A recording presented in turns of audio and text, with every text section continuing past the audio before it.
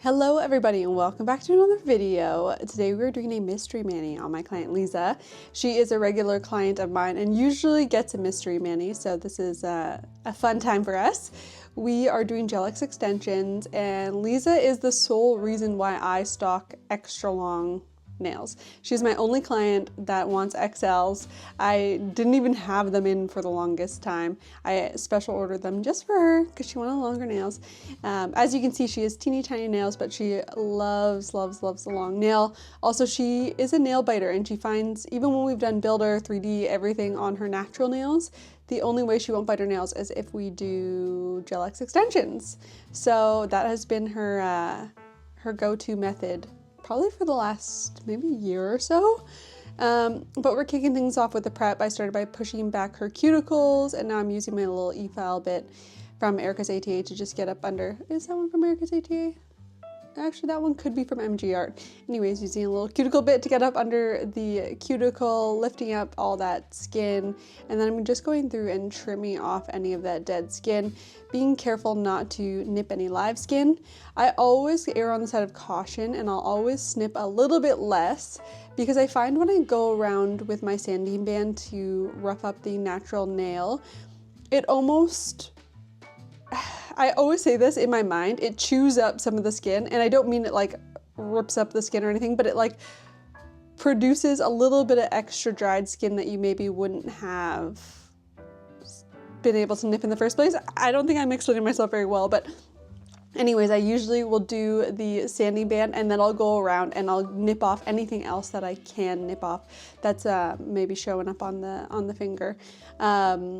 It also, I feel more comfortable because for people, some clients, Lisa included, who have a little bit more of like a thinner cuticle, I don't want to snip everything off and then go around with an e-file, and it might irritate her skin around her cuticles because they are a little bit thinner. So I'd rather go around with my e-file bit like I am now and then go back in and get any excess skin just quickly. There's usually not too much, but if there's any excess skin that I can nip off, I'll do that then. But I am just going over with the Zebra Sanding Band from Erica's ATA, and I'm running my e-file at a speed of 1.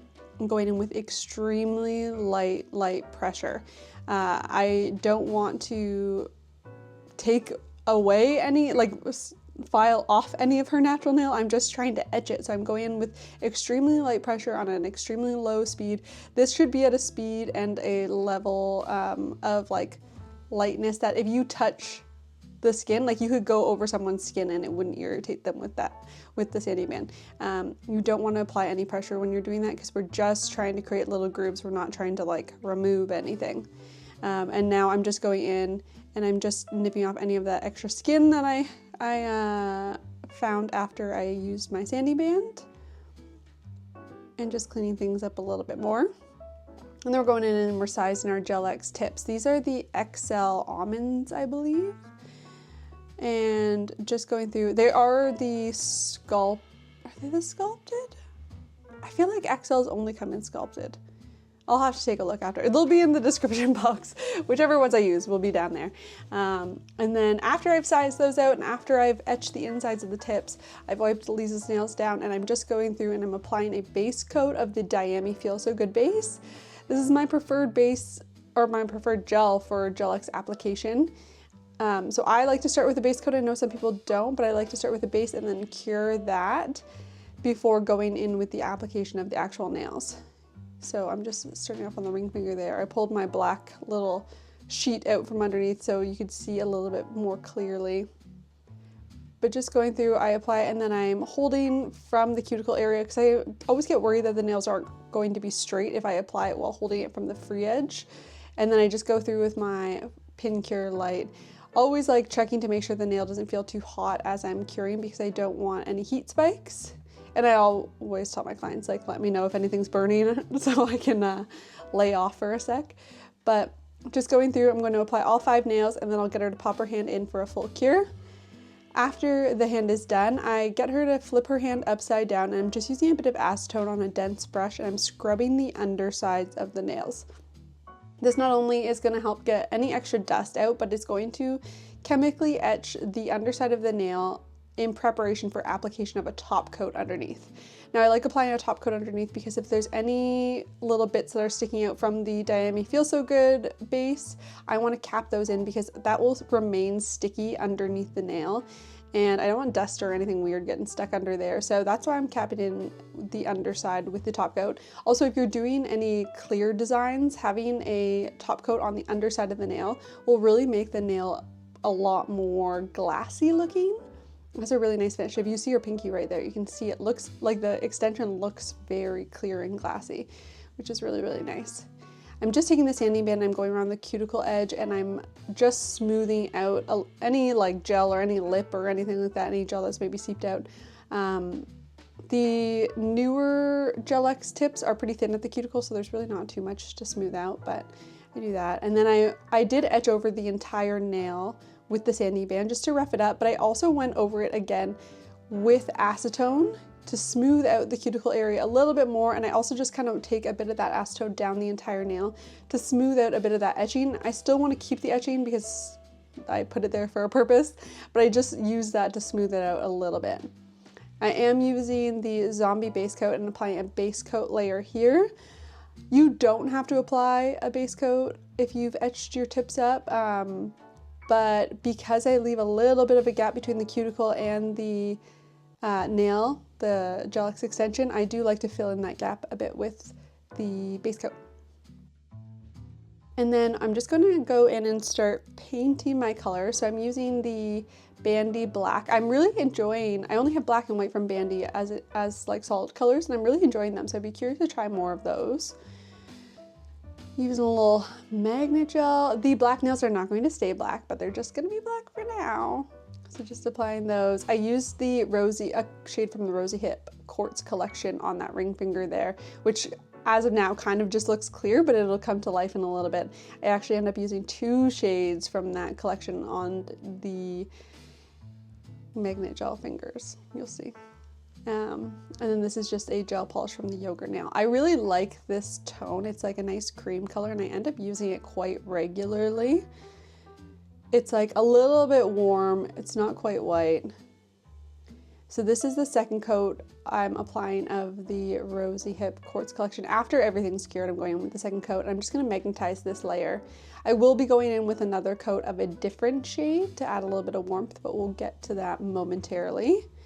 Going in with the second coat of this Yogurt Nail as well, but I will give a heads up, for some of these shades I find that you have to wipe off the base coat layer. The Yogurt Nail doesn't love all base coats. It kind of pits sometimes, so just wipe off the base coat before you apply, or if you're experiencing that. This is just a white syrup. I've applied it with a little bit of thickness in the center of the nail, and then I've popped some saran wrap on and used my fingertips to kind of scrunch it up to create this texture before flash curing. I'm flash curing for 20 seconds and then I'm peeling the saran off and getting my client to stick her hand back in the light. Then I'm just applying a chrome effect gel. This is the one from Daily Charm to the black nails because these black nails are going to be chromed, which is great. Love a little chrome moment. So I'm applying those to both of the nails. I think it's a 60-second cure on these, but I do find that this chrome gel is fine if it cures for longer. Some are not. This one totally is. I'll apply this kind of at the beginning of the service and then I don't worry about it until I'm ready to apply the actual chrome. This is the other color. It's a bit of a warmer color. Again, everything will be linked down below because off the top of my head, naturally, I cannot remember what it is, but it's a bit of a more yellowy magnet gel that I applied on top.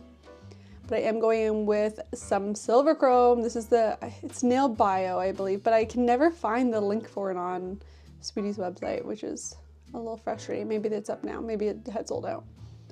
And then I'm just filing around the edge of that crinkly nail because I want to make sure it's not crinkly at the edge, and then as well as around the cuticle because I don't want any lumpy cuticles.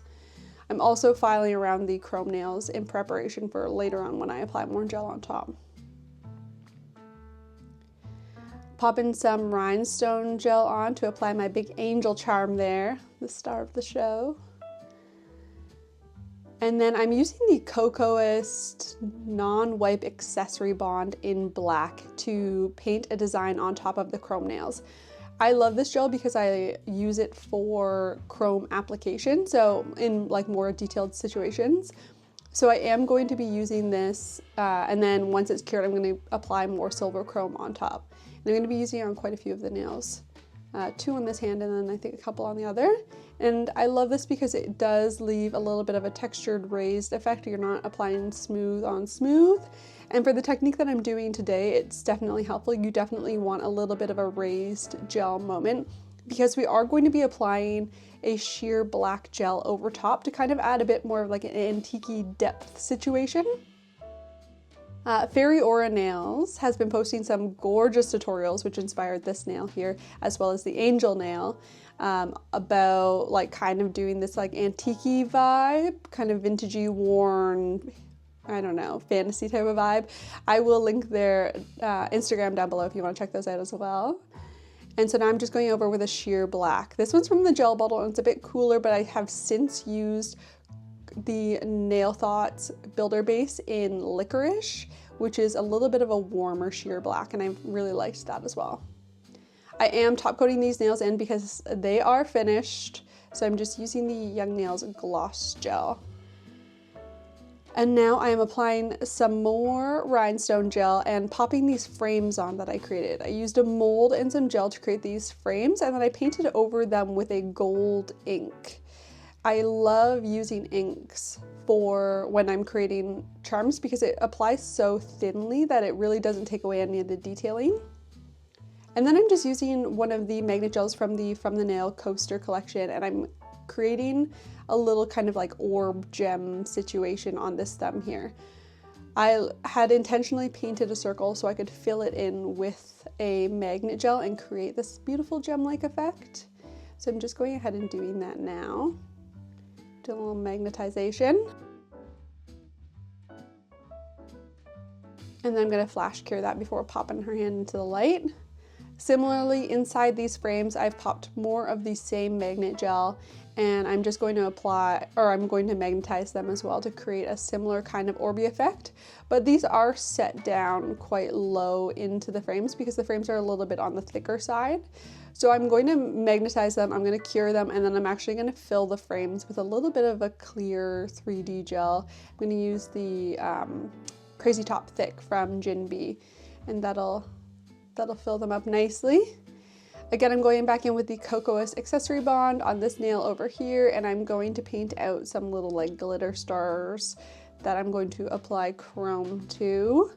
I was recently, I think in my last video I was talking about non-white products that were not matte that you could use for isolated chrome, and I did just test out the Nail Thoughts Clear Builder Base and gave that a really good wipe, and it actually worked really well. So if anyone has that and has been looking for something as well, give that a try, but be sure to give it a really, really, really good wipe, especially down the sidewalls. And here is where I'm kind of filling up those frames with the Crazy Top Thick. Now, anytime you're using any sort of thick gel, you definitely want to be careful while you're flash curing. Don't keep your nail light in one place for too long. You can see I'm throwing it into my hand just to not like burn my client's finger. Now I'm using the shade Ochre from Oneair, and I'm just kind of going around a few of the nails to create more of a vintagey effect. I did it on that statue nail, as well as on the thumb, and then I swapped to the color Olive, which is kind of a grayish color, and again just going around the edges to create a bit of depth before moving on. This is an airbrush paint, so I am filing around the edge the same way as I treat chrome before going in with the Nail Thoughts Clear Builder Base, and I'm just capping in that airbrush so it doesn't move when I move on with the design. We like to lock and load our airbrush around here. Again, don't use acetone and gel polish in your airbrushes. I'm just saying, and I will continue to just say. I'm going back in with that same sheer black paint, and I'm just painting around the angel nail. I'm getting at first into all the nooks and crannies of the saran wrap kind of situation that we did before going over top of the little angel statue and really working the brush into all the crevices, because the whole point of this nail is for it to look like it's well worn. And so we're getting all the kind of like darkness and shadowing into all the nooks and crannies. And then popping that in for a cure, and this hand, I'm doing this finger, but on the thumb on the other hand, I'm just top coating those before moving on with, this is the Divock Canvas Gel. I have the mini palette, so I just did some custom mixes to create this green and pink shade. And I'm doing this on top of the top coat because I wanted it to be, like when you wipe down this gel once it's cured, it goes matte. So I wanted it to be matte on top of a clear base, and I wanted it to like stand out. You can absolutely top coat this product in and it looks gorgeous and you still get all the gorgeous detailing of it, but I did want to have this on top of the top coat. And so I'm kind of using a bit of a stippling motion to create these like almost like rosette looking flowers. Something kind of similar to what you'd see on like a wallpaper or like a PJ set or something like that. So I'm just applying those, and I'm working in thin layers because you want to make sure that this gel fully cures because it is very thick and opaque.